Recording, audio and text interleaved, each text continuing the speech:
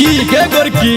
की रे की करे छी गे काम कुछ नहीं दिखाई दे हो तोरा। बाप रे तोहर जे आम फोड़ल छौ चल के तोड़ ले ना बड़ा आम खाए के मन करियो तो केना गे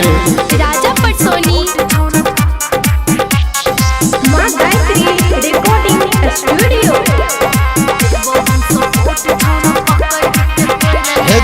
गेलो मजहर छौरी टुकला से आम गए महुआ झर छौ तोहर गिरे छौ लताम गे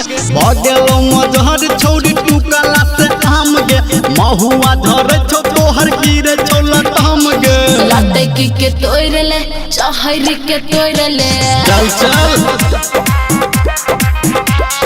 देबो हम सपोर्ट छौरा पकड़ के तोड़ ले भगेलो मजहर छोरी टुकला से आम गे महुआ झर छौ तोहर गिरे छौ लताम गे लते के तोड़ ले चहरी के तोड़ ले अच्छा देबो हम सपोर्ट छौरा पकड़ के तोड़ ले पकड़ो दे न तकने डीजे अभी आप सुन रहे हैं धर्मेंद्र पटसोनी निर्मलिया को।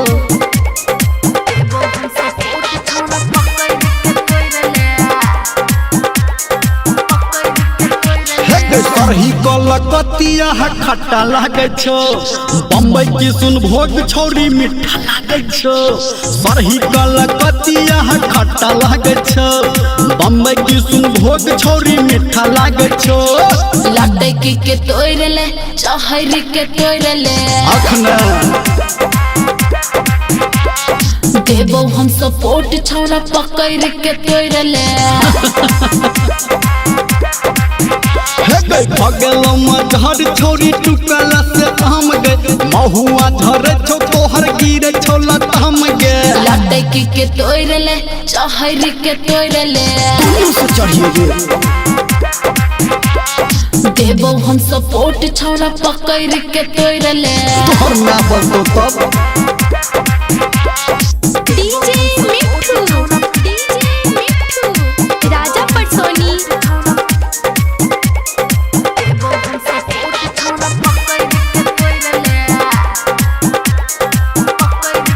पटना महर छौगे आम के गाछी कले ओकर बाही अखन सुने हे के बाची पटना महर छौ तोहर आम के गाछी कले ओकर बाही अखन सुन के बाची लते के तोड़ ले चहरी के तोड़ ले चढ़ जाइए देबो हम सपोर्ट छौरा पकड़ के तोड़ ले गाछे पर नंबर छौ भगेलो मजहर छौरी टुकला से आम गे महुआ झर छौ तोहर गिरे छौ लताम गे लते के तोड़ ले चहरी के तोड़ ले चल ठीक छै देबो हम सपोर्ट छौरा पकड़ के तोड़ ले चढ़ जाइए ना लटे के तोहर लेबो पकड़ के तोहर लेबो तू रहबा नीचा छौरी चढ़ के तोहर लेबो